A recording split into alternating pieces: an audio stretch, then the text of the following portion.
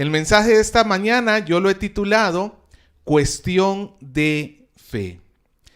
Hebreos capítulo 11, versículos del 1 al 3, cuestión de fe.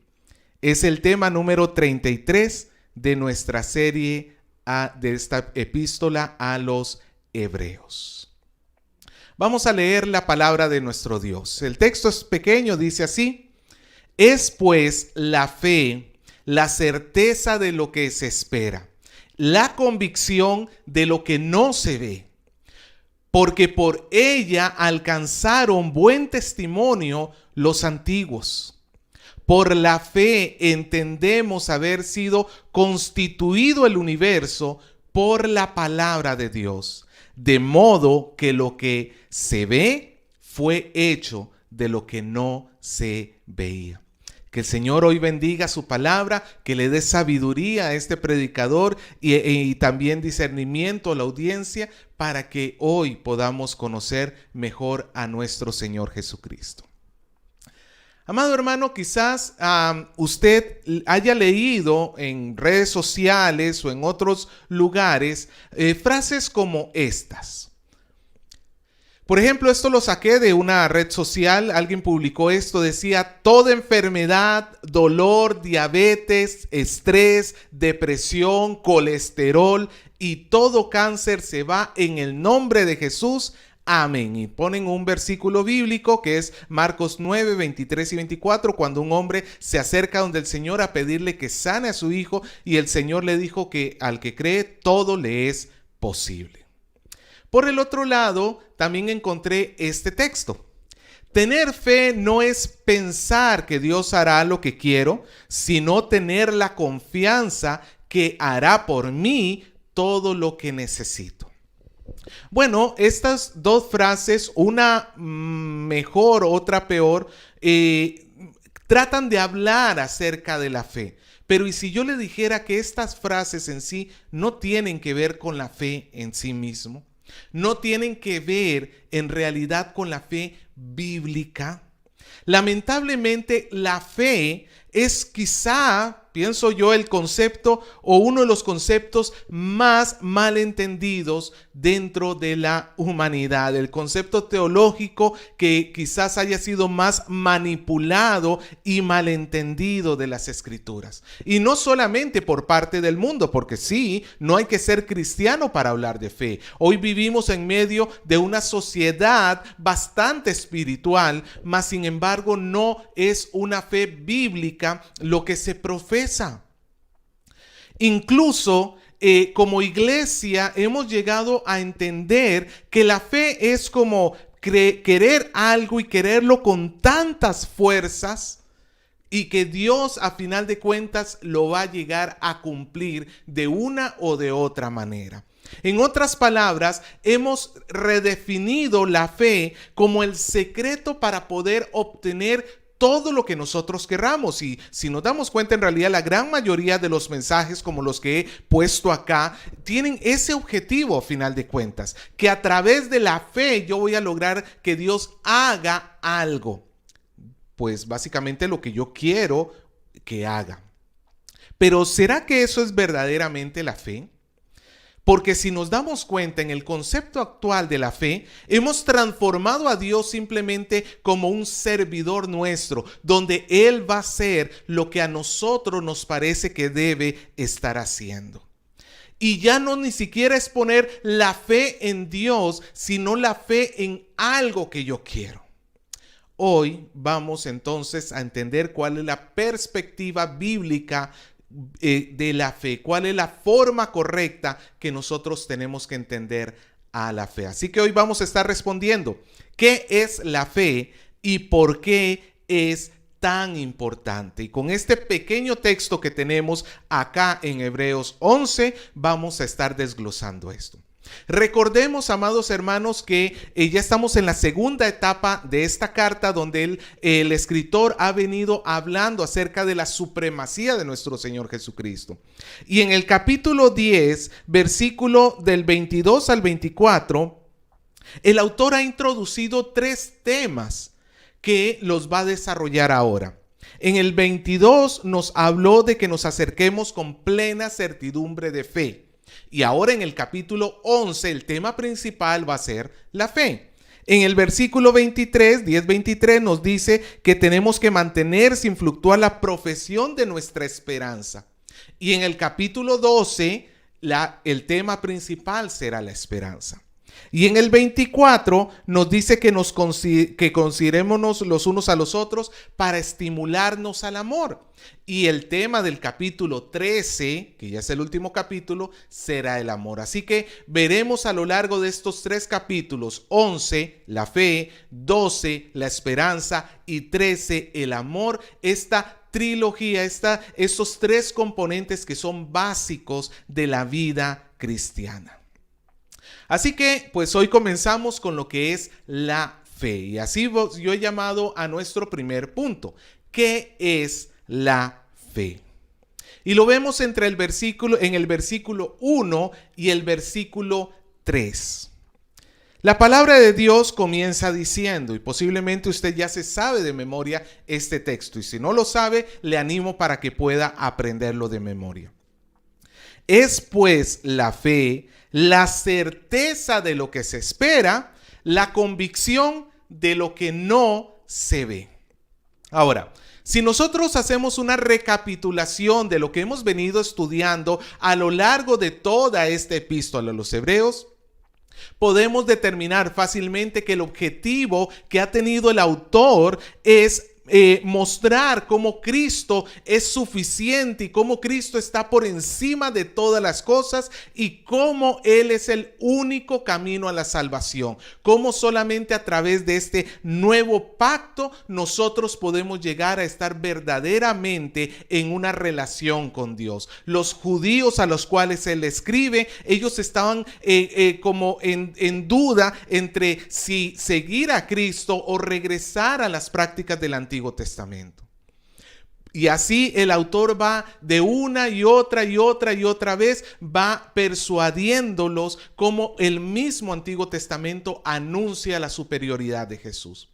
Y si el anuncio de la superioridad de Jesús es el tema principal de toda esta epístola, podemos decir entonces que la fe en ello es la respuesta que Dios espera por parte de los que escuchan el mensaje de Dios. La fe es la respuesta correcta a la supremacía y a la suficiencia de Cristo. Creer en Él como mi único y suficiente Salvador.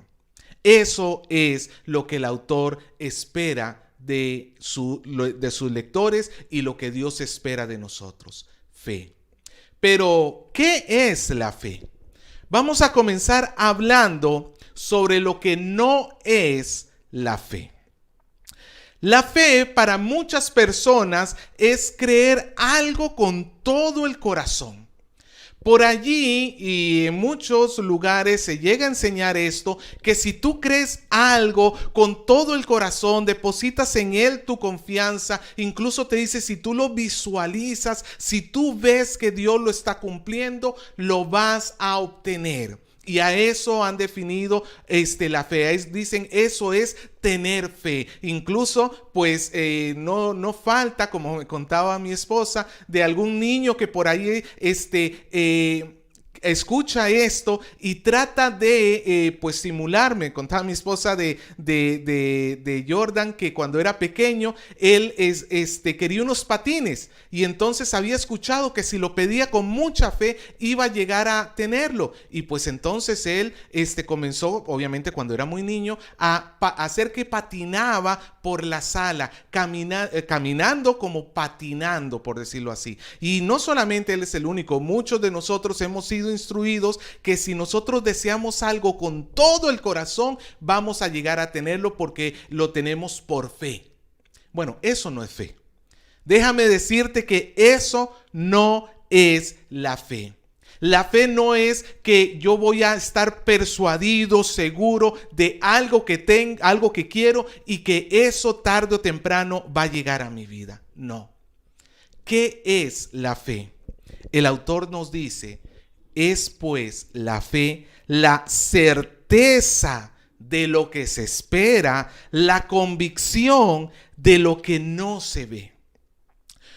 El autor no está tratando de hacer aquí un tratado o una conferencia acerca de la fe. Él no está tratando de llevar la fe en términos teológicos profundos. No, él está tratando de hacer una definición sencilla y clara acerca de la fe. Es más, él utiliza las herramientas de la poesía hebrea para describir a la fe. Lo que nosotros tenemos acá en el versículo 1 es una auténtica poesía hebrea que corre en paralelo. Hay un paralelismo sinónimo donde se nos dice que la fe está expresada en dos líneas. ¿Qué es la fe?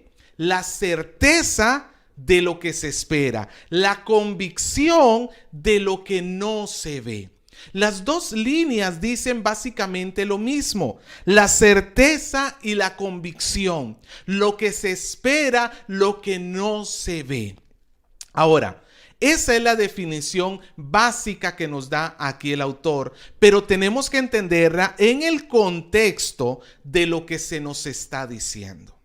Porque nuevamente, no se trata simplemente de tener certeza o convicción de algo.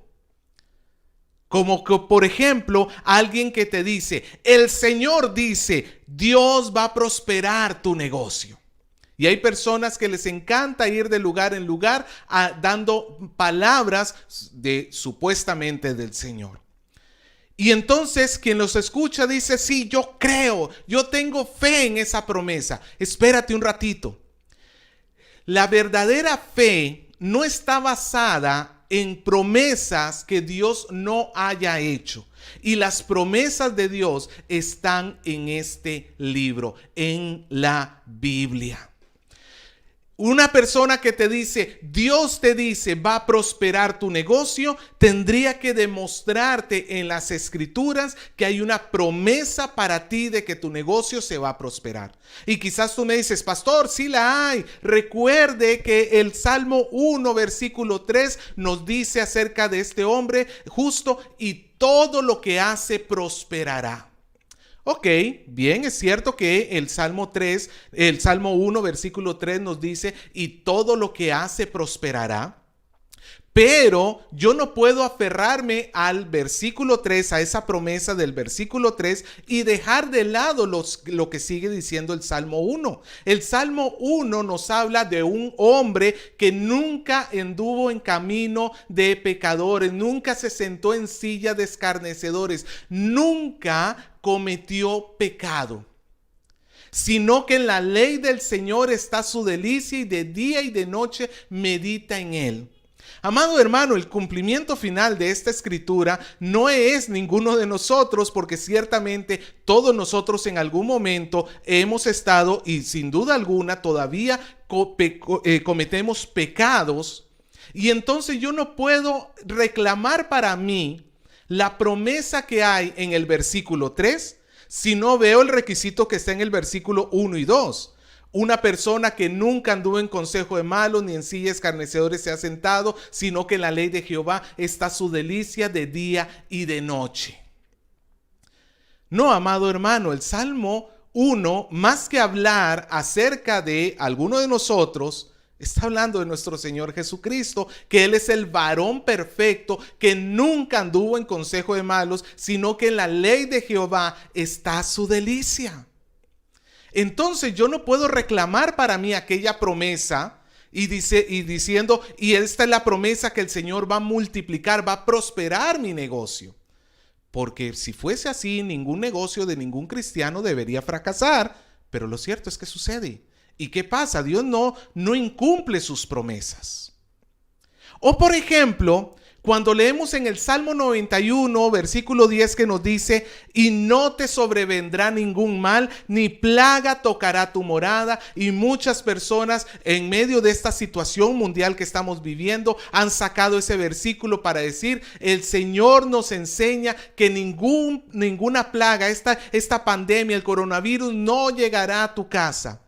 Espérate un ratito, si fuese eso así, no, los cristianos no se deberían enfermar, pero sí se enferman.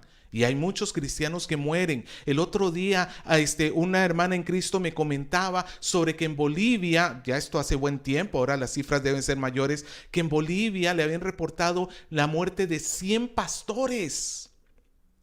Entonces, ¿qué pasa? ¿La promesa de Dios ha fallado? No, es que Dios no nos está prometiendo en el Salmo que nada malo, que no va a haber enfermedades en medio de nosotros.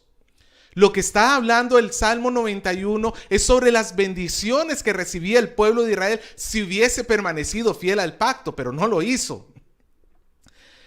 Nosotros tenemos que entonces entender que la fe no es simplemente creer algo con todo el corazón, ni siquiera creer algún texto bíblico sin tomar en cuenta su contexto. Toda promesa de Dios tiene que entenderse en el contexto de la cual fue dada. Pues lo que espera el autor de Hebreos acá cuando dice que nosotros debemos tener certeza, convicción, no es de lo que tú quieres, sino de lo que Él ha venido enseñando a lo largo de la epístola. ¿Qué ha venido el autor enseñando a lo largo de la epístola?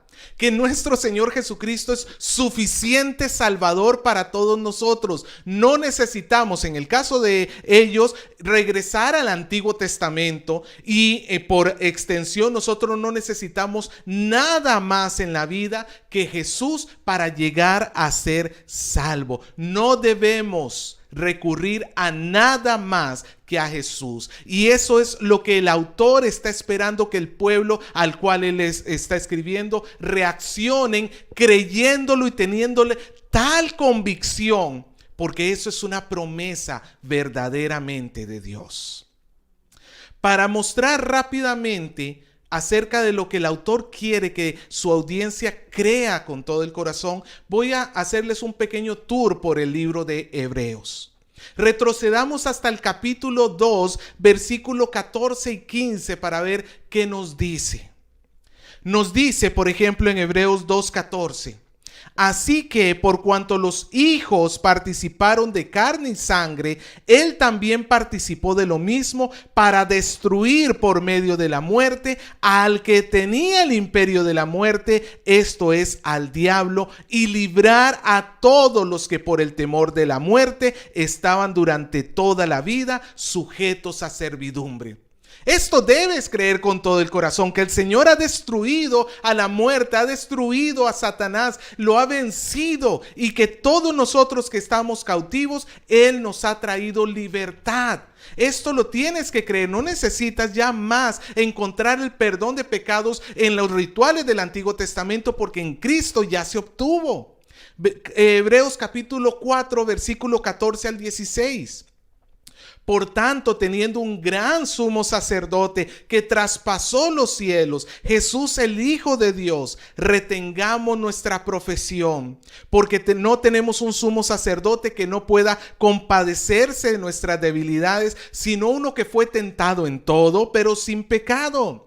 Acerquémonos pues al trono, confiadamente al trono de la gracia, para alcanzar misericordia y hallar gracia para el oportuno socorro. Otra de las cosas que el autor quiere que nosotros entendamos, que pongamos nuestra fe, que nosotros verdaderamente podemos entrar a la presencia de Dios a través de Cristo Jesús. Él es nuestro sumo sacerdote. Tenemos entrada no al lugar santísimo del tabernáculo terrenal, sino al lugar santísimo del verdadero tabernáculo, el celestial.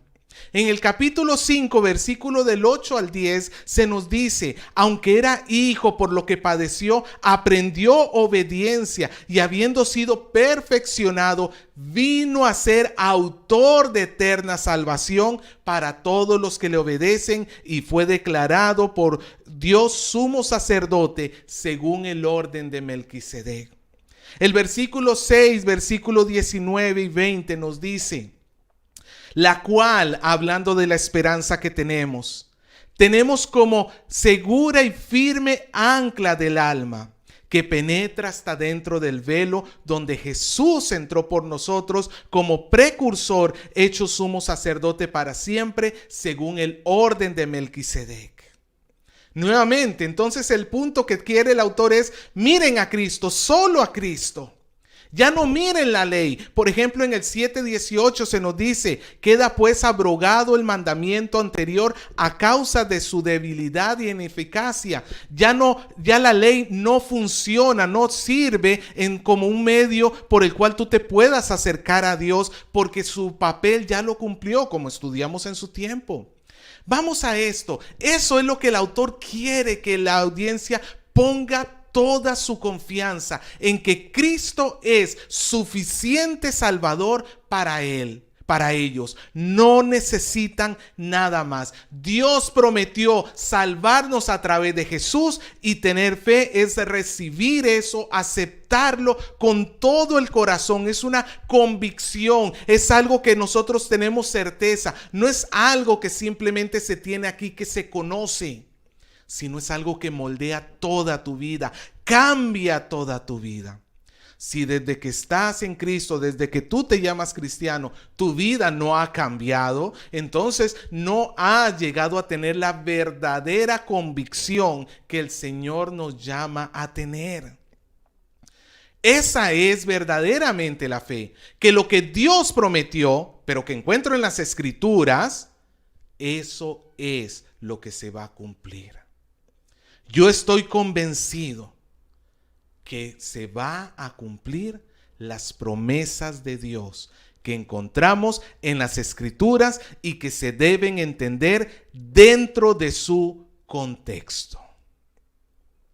Ahora, el autor nos va a dar un ejemplo práctico acerca de lo que nos está diciendo. Ya vimos entonces que la fe es creer verdaderamente en Jesús, que Dios lo que prometió lo va a cumplir.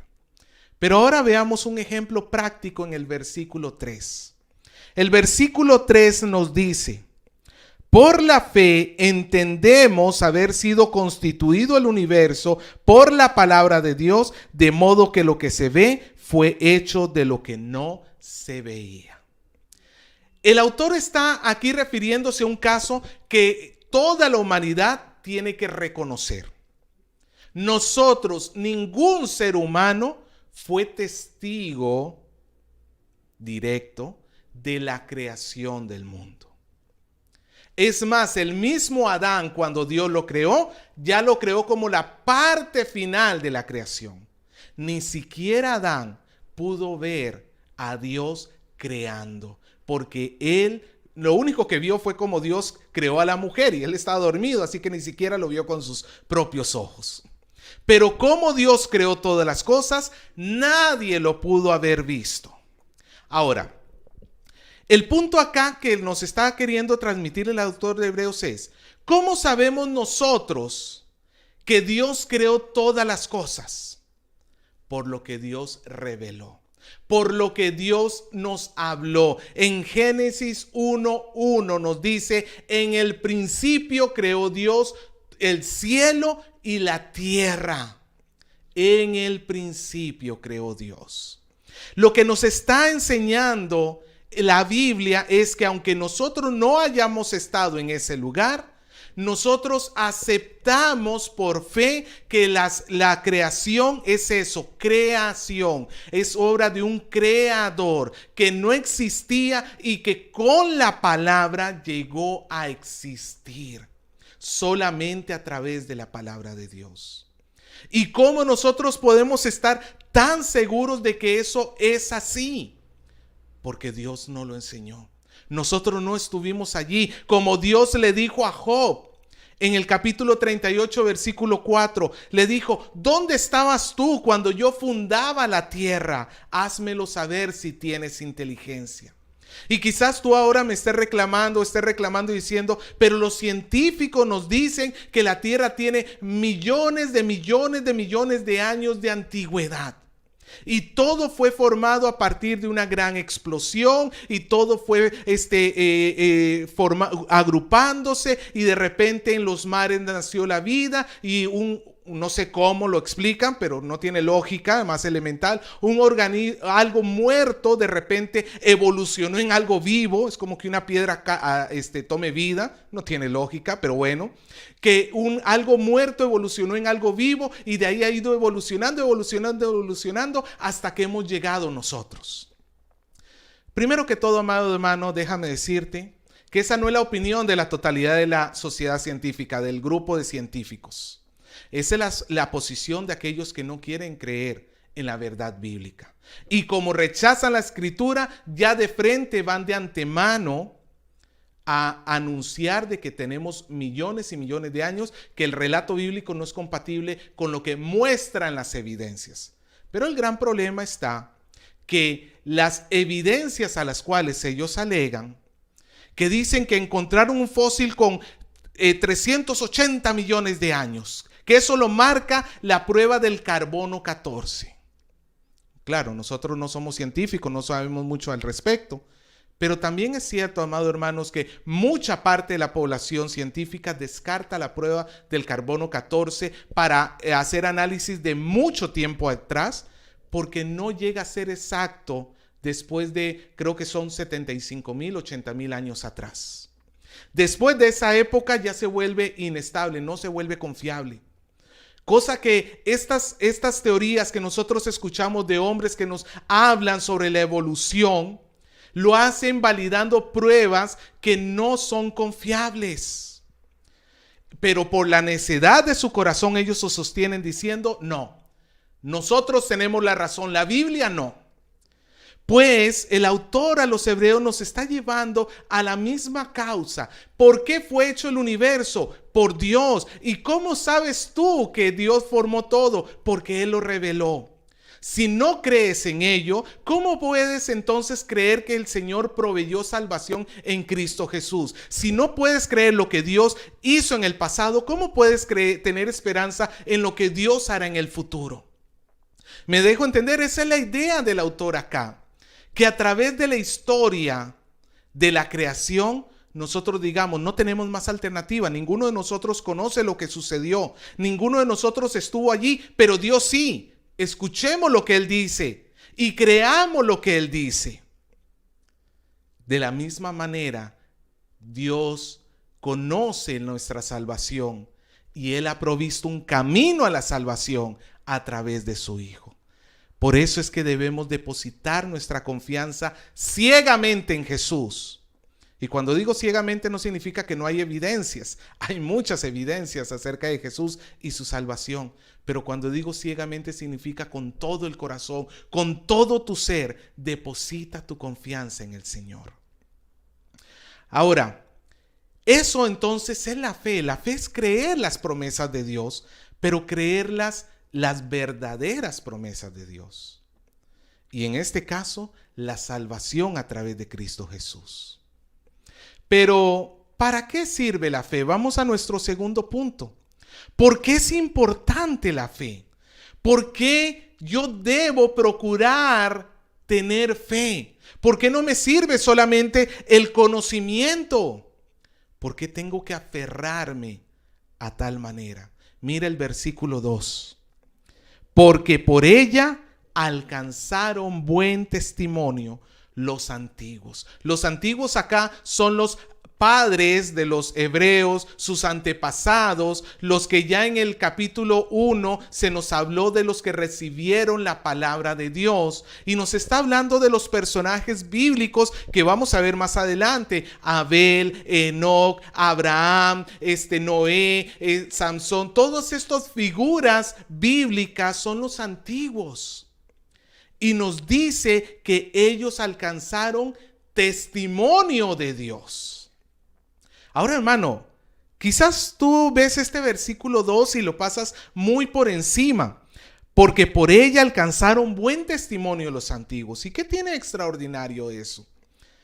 Nosotros muchas veces no nos damos cuenta de que este versículo es extraordinario completamente, porque nos está diciendo de que Dios tiene una buena opinión por lo menos de estos hombres. Y quizás tú dices, pero pastor, a final de cuentas Dios debe tener una buena opinión sobre mí. Es cierto que yo a veces he hecho cosas malas, pero he tratado de ser buena persona, no le he hecho daño a nadie. No, hermano, el problema es que nosotros nos creemos buenos en sí mismos. Nosotros nos creemos que Dios nos tiene que amar por nuestra bondad, porque nosotros hemos hecho, hemos dicho, hemos pensado, por nosotros mismos seguramente que Dios nos ama. Y nos extrañaría mucho que Dios no tenga un buen concepto acerca de nosotros. Quiero leerte cuál es el concepto de Dios acerca de la humanidad. Vamos conmigo al capítulo 3 de Romanos, versículos del 10 al 18. Quiero leerte lo que Dios piensa acerca de toda la humanidad para que tú te des cuenta cuál es la idea que Dios tiene de nosotros como seres humanos. Romanos 3:10 dice así: porque está escrito, todos son justos. No. Porque está escrito, no hay justo, ni aún uno. Tú no eres justo delante de Dios. No hay quien entienda. No hay quien busque a Dios. Todos se desviaron, a una se hicieron inútiles. No hay quien haga lo bueno, no hay ni siquiera uno. Sepulcro abierto es su garganta, con su lengua engañan.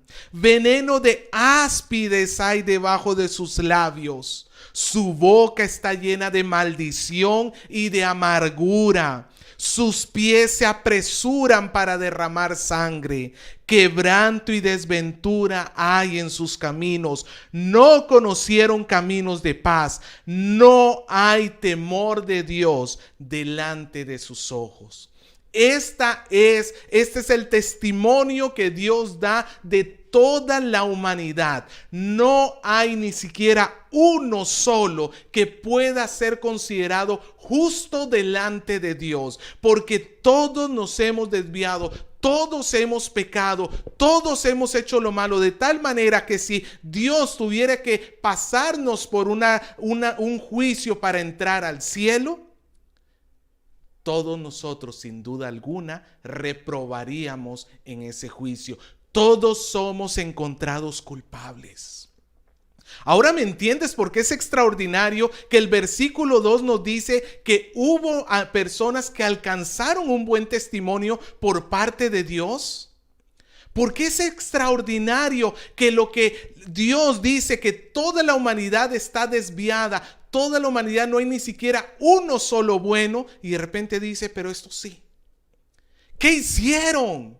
¿Por qué ellos sí pueden alcanzar un buen testimonio?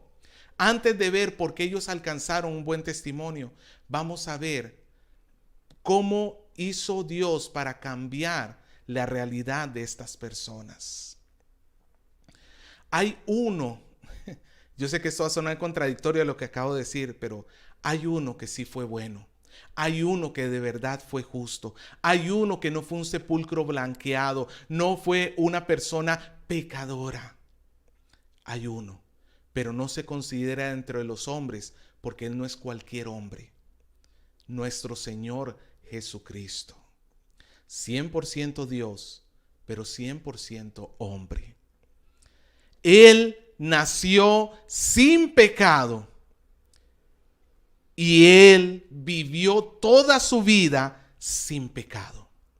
De tal manera que cuando llega el día de su bautizo, en Marcos capítulo 1, versículo 11, escucha lo que el Señor testifica de su propio Hijo, de Jesucristo. Nos dice que el Señor en el momento del bautizo de Jesús dijo: tú eres mi Hijo amado, en ti tengo complacencia. ¿Quién es la única persona que ha traído complacencia por sí mismo a Dios? Nuestro Señor Jesucristo. Solo Él. Jesús cumplió plenamente la ley de Dios y Él entregó su vida en la cruz para llevar nuestro castigo, y Dios nos declara justos por medio de Él.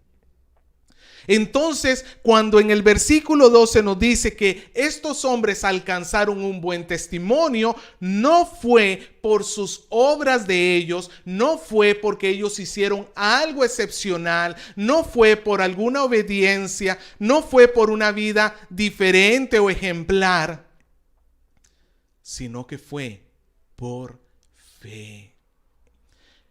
Todos los hombres que tenemos en las Escrituras y que vamos a ver en las siguientes semanas, todos son pecadores, al igual que usted y que yo.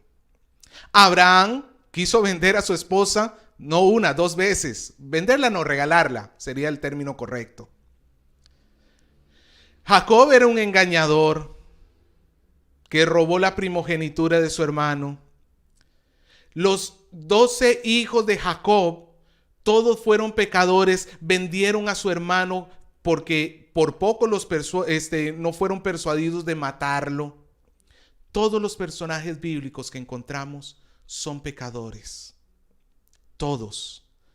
Pero sin embargo se nos dice que estos encontraron buen testimonio por parte de Dios por fe.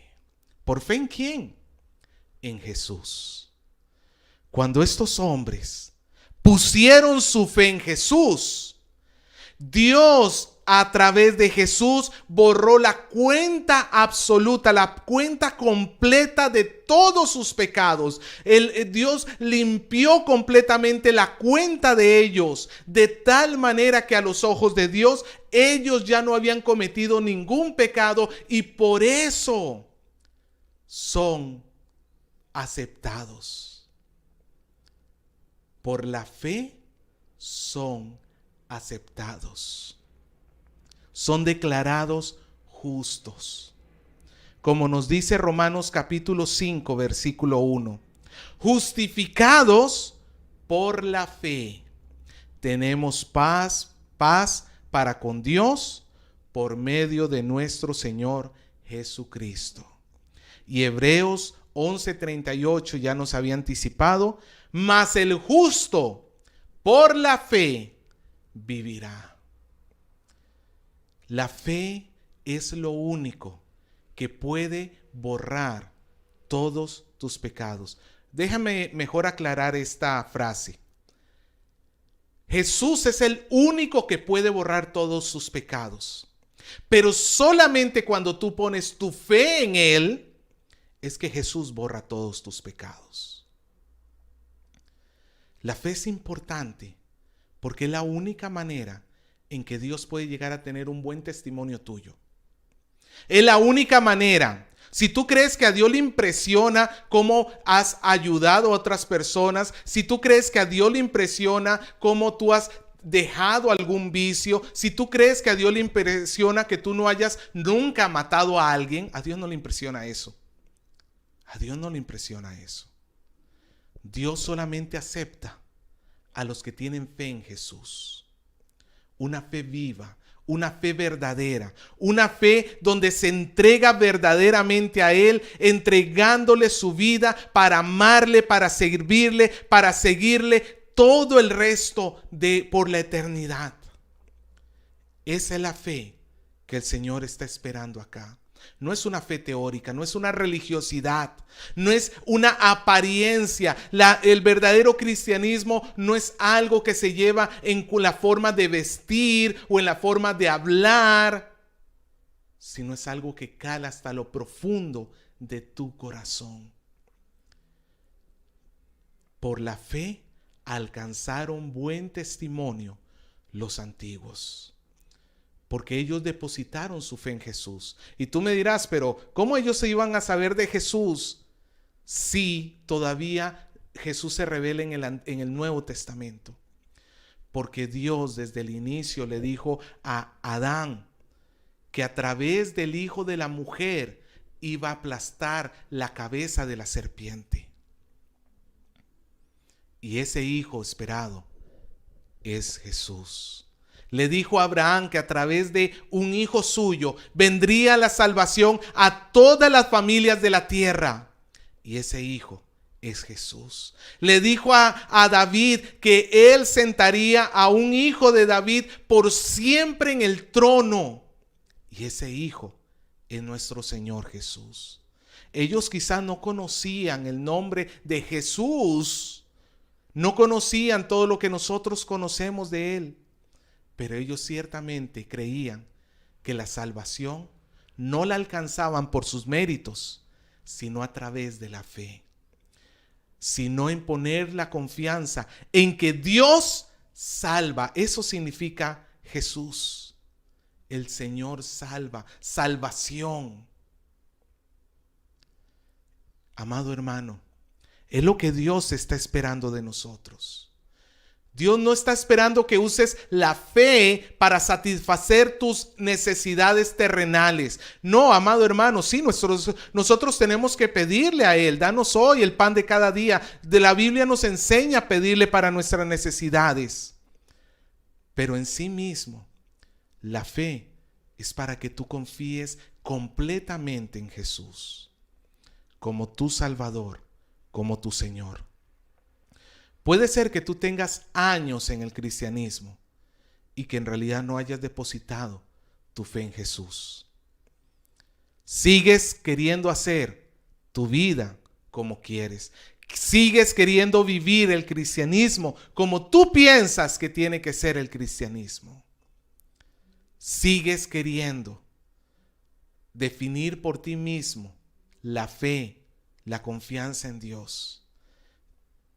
Hoy te pido que te arrepientas y vengas a Dios y le pidas perdón, porque lo que has experimentado en sí no es la verdadera fe. Que vengas y te pongas delante del trono de Dios y te despojes de toda forma de salvación para aferrarte solamente a Dios, a la salvación que Dios prometió dar. Así que, ¿qué es la fe? Pues la fe es creer completamente en las promesas de Dios. Pero ¿cuál es la promesa de Dios de la cual estamos hablando? Que en Cristo tú eres redimido, tú estás perdonado, que tú no necesitas nada más. Los lectores de esta epístola no necesitaban regresar al Antiguo Testamento, no necesitaban al sacerdote del Antiguo Testamento, no necesitaban absolutamente nada, sino solamente a nuestro Señor Jesús. Lo mismo que tú necesitas hoy. Por eso, amado hermano, si tú has estado teniendo un concepto erróneo de la fe, es hora de sacarlo de la cabeza y creer lo que la palabra de Dios nos dice. La fe es la certeza de lo que se espera. No tu dinero, no un carro, no bienes. La salvación en Cristo. Que el día que tú cierres los ojos y los abras delante del trono de Dios, tú vas a ser salvo. Porque Cristo te salvó. La convicción de lo que no se ve. Como nosotros no vimos la creación del mundo, tampoco hemos sido testigos de la cruz del Señor, pero se nos atestigua en las Escrituras. Créelo, porque por ella alcanzaron buen testimonio los antiguos y por ella tú puedes alcanzar buen testimonio si hoy pones tu confianza en Jesús.